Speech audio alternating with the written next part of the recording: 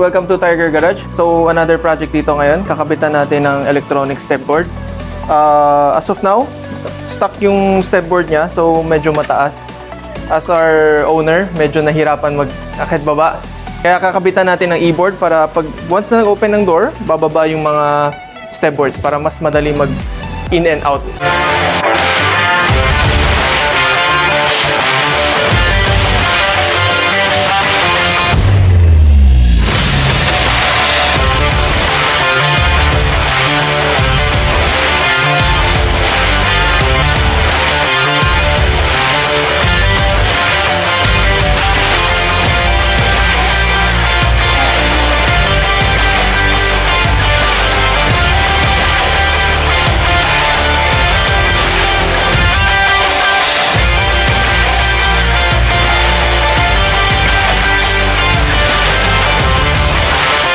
Alright, tapos na yung installation natin.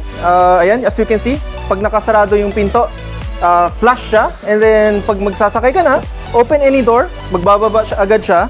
Kagandahan nito, meron siya sariling sensor. So, super sensitive ang sensor niya kasi tingnan mo, pag sarado, close agad. Agad-agad yan. Pag open, open agad. Close, close agad. Tapos, easier access. So, pag open mo, pagbaba agad ng stepboard, pwede kang sumakay.